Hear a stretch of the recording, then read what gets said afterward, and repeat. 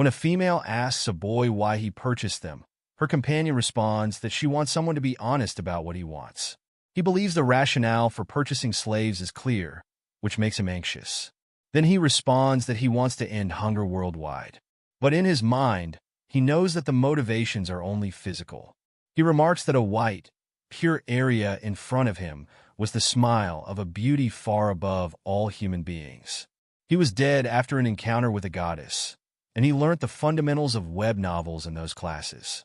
It has to do with transmigration to an other realm, and the pattern will undoubtedly be unthinkable. After that, he will live a heroic life in a different universe. It believes that he will make the goddess happy after living alone with his dependable companion for 30 years. Abruptly, he gets a call.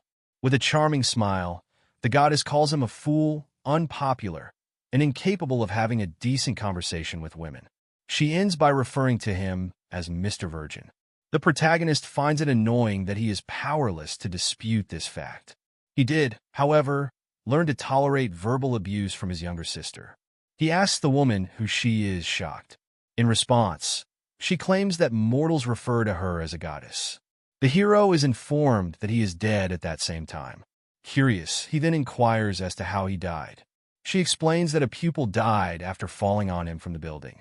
The goddess blushes and remarks, "I felt all the delicacy of the girl's body," before bursting into laughter. The boy imagines the event after hearing this and believes he does not reject the urge to have this physical contact, but he was too dead to feel the softness at that precise moment. He gasps in curiosity about the girl who fell, wondering if she's okay. The goddess responds that the boy's actions saved her and assures him not to worry. He then experiences relief. He will be rewarded for his excellent conduct because he saved a life, she explains. She claims that she will now give him a unique chance in his next existence. He will reincarnate in a magical and sword-wielding fantasy world, the goddess reveals. He will, however, possess a human being. She reveals that there is a cycle of reincarnations in the world of goddesses.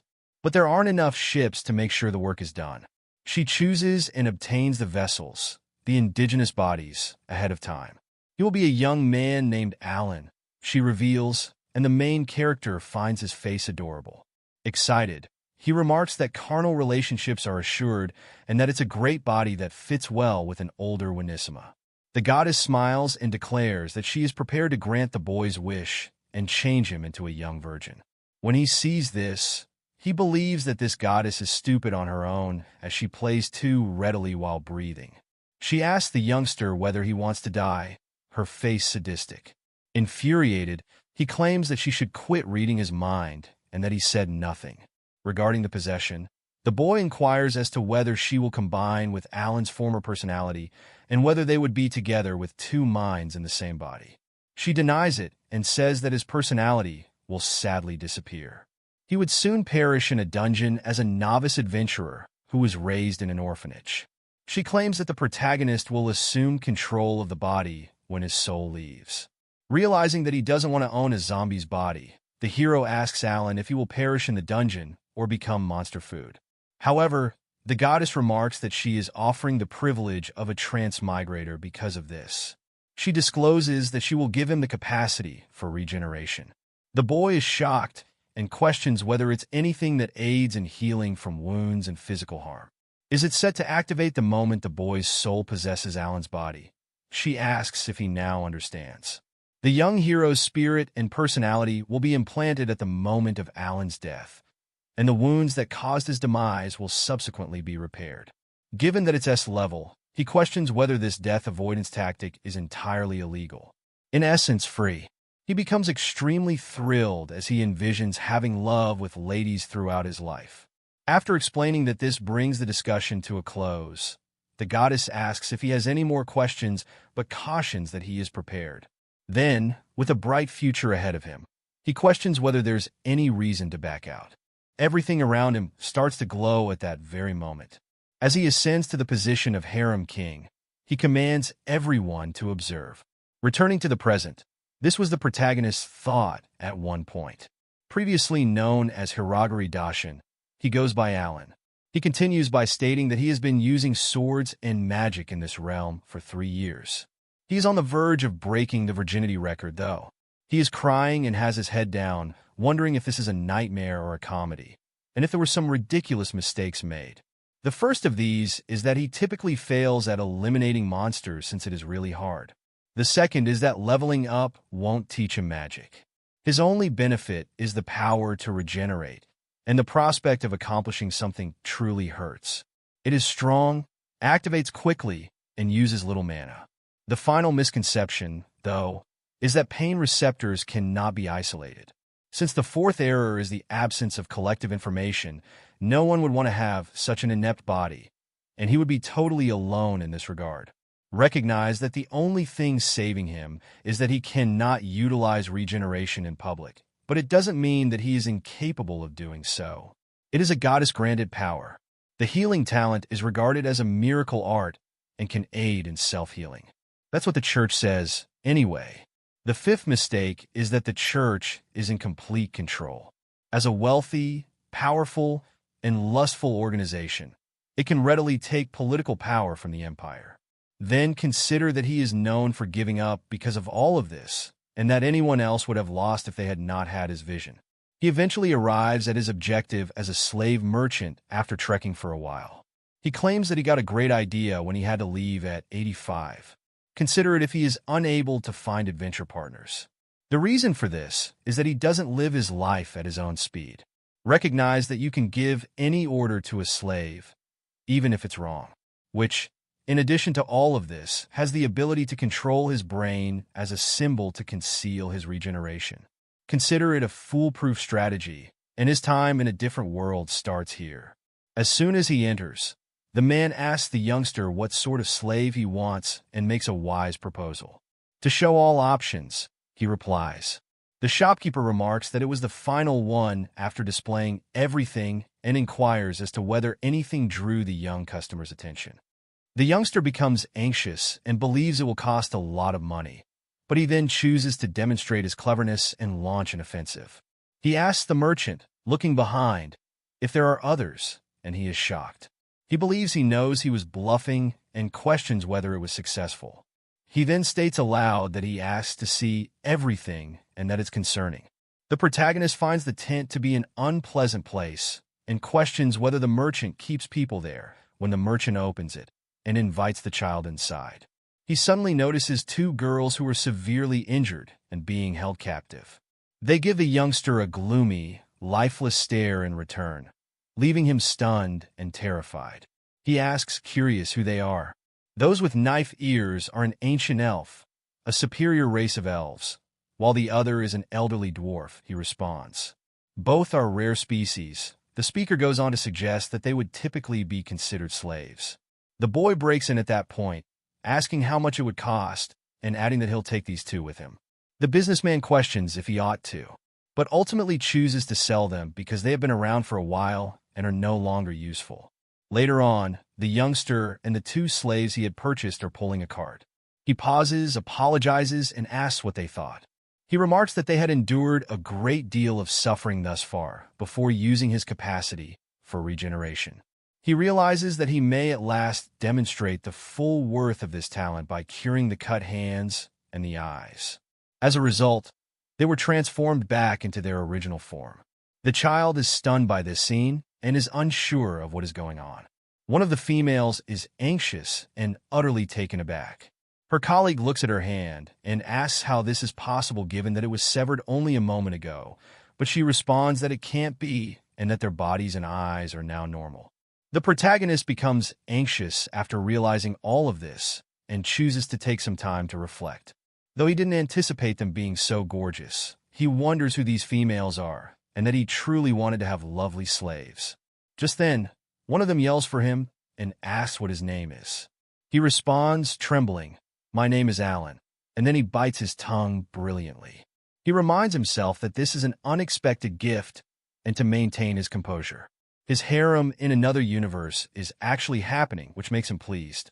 This time, he restored the slaves he had purchased, two lovely girls, using his sheet skill. When Stock reincarnated in this realm, he finally fulfilled a promise he had made to himself. He considers whether this is what one would often assume while looking at a flower. He used all of his remaining funds to purchase the two girls. He was therefore compelled to live practically outdoors in a monastery tucked away in the mountains since he lacked the funds for an inn. The goddess shows up and remarks that it is a bad thing to not plan. The girl replies that she cannot interrupt people's inner monologues simply because she is a goddess. In any case, he realizes that a lot of things have happened that he didn't anticipate. Since he is still upgrading his record of keeping his virginity, he would now love to hear such words from the two girls whose health he saved and restored. Sophie, an ancient elf, and Noel, an elderly dwarf, are two of the slaves. It seems that there aren't many races in the planet. However, everything about them is a mystery except for specifics like names, species, and species rarity. He becomes anxious as he reads the letter because he tries to read and write in this world's script, but is unable to do so, and he is certain that the assessment scroll contains many significant details. One of the females asks him abruptly what he's doing at this point. In reality, he is thoroughly embarrassed by the elf Sophie. He responds, very anxious, that he wanted to produce yams, and then inquires as to if she enjoys that kind of food. She inquires as to whether he will actually develop them out of curiosity. Then he imagines that she would never want to eat yams that this virgin godfather had raised. She becomes confused when he asks whether she's going for a walk, entirely changing the topic.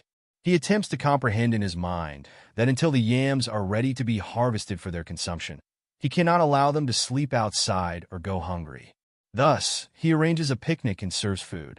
He believes that they will be excellent for hugs if they are given some meat. He then offers Noel some food, claiming it's delicious. The girl thanks him without a response. Then he believes the two were still very careful.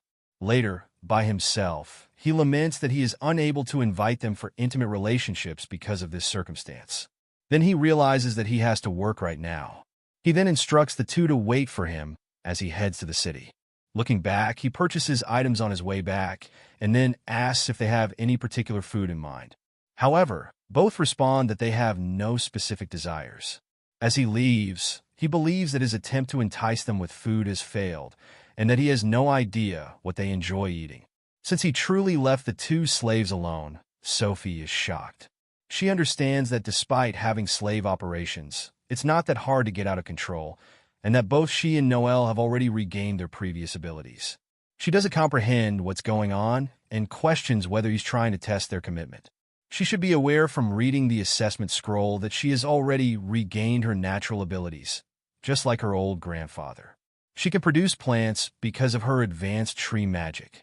With this power, she can cause them to sprout and produce fruit immediately, and he doesn't have to labor alone right now. He just needs to give an order. She is thankful to have her body returned, but she is perplexed and believes she doesn't understand his purpose. She recognizes that the boy doesn't seem to want their bodies to support his goals, pondering whether he will take any action after earning their trust. She follows the boy to make sure her suspicions are correct. She inquires as to if this is a clinic and whether it is his employment while peering through the windows. She then questions why he doesn't employ restoration after witnessing him heal a female. Because the church would monitor him if he did, allowing the youngster to have any position and all the honors he desires. Thanks to Alan, the little child recovered. It appears that the treatment is over when the elf begins to concentrate once more. Alan merely gives the young girl a smile. The fact that he tells her to take care of herself intrigues the elf, who wonders what is wrong with him because he acts like a kind guy while purchasing slaves and still not wanting anything from them. She is incredibly perplexed and wonders what Alan's final thoughts are. 3 months or so went by after that. Alan is then questioned by the elf about why he isn't used magic to cause the plants to grow. Unaware, he questions whether she wants to be a farmer, and that she may resume her life and work independently without any problems because of restoration. He replies that he is pleased with her thoughtfulness. She goes on to say that she can harvest crops right away using the tree seed. She then shows him how she can make one of the crops grow rapidly in a matter of seconds and asks whether he is aware of that. He is totally taken aback by this. He is in disbelief, unable to comprehend what is occurring as he watches such potent magic. Realizing that Elf has long concealed this capacity from him, he inquires as to what this is and what this ability is about. But she claims that since it was probably written on her assessment scroll, he ought to be aware of it. Since he claimed to be like a baby who is unable of reading or writing, he is unsure whether he should tell them the truth at that point. However, he cannot just declare that their master is a baby, because it would be too embarrassing for him to be their master, and a man must appear capable in front of a female. Knowing that he will be instantly branded as the productive yam diamond, he chooses to tell them a falsehood that somehow keeps growing yams that can be harvested in a split second. In an attempt to minimize his value, he tells himself to relax and to be careful not to be labeled a pervert. He must, if at all feasible, come up with an excuse that improves his reputation with them. There are two sides to magic. It can become either poison or medicine, depending on who uses it.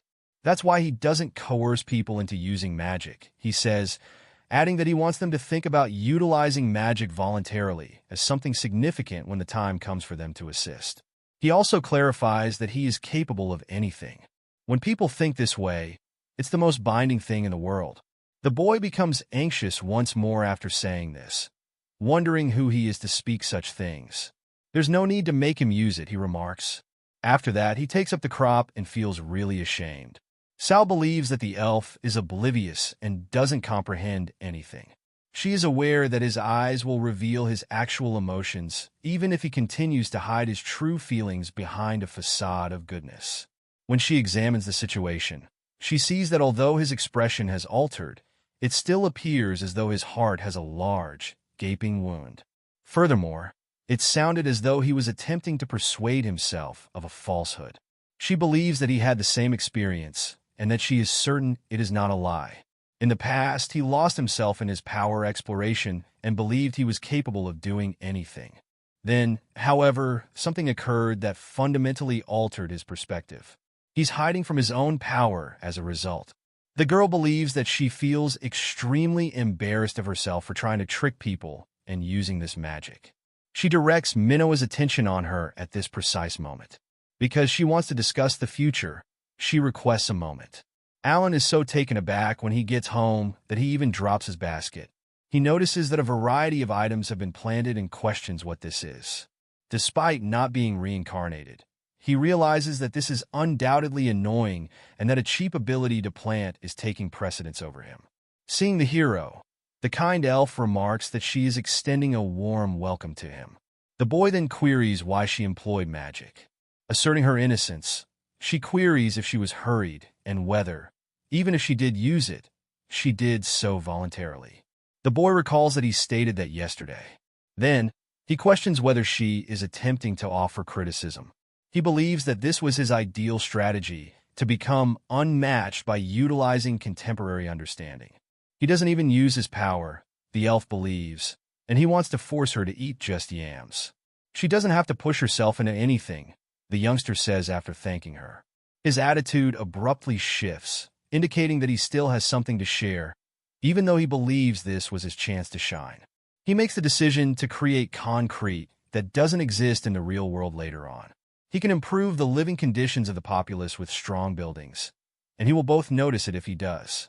Better yet, Noelle asks him what he's doing and remarks that she sees him doing things and that he ought to let her join in.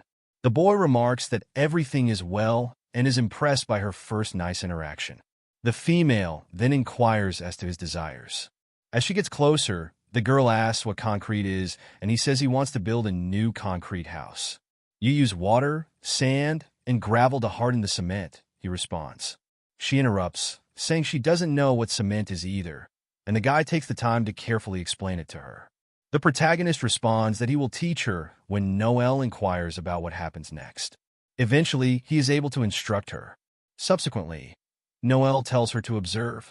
She employs a sort of magic known as extraction all of a sudden. The hero understands that his achievements will ultimately be overshadowed by the fact that she was able to quickly obtain the basic ingredients. He discovers that she and the elf are both capable of cheating.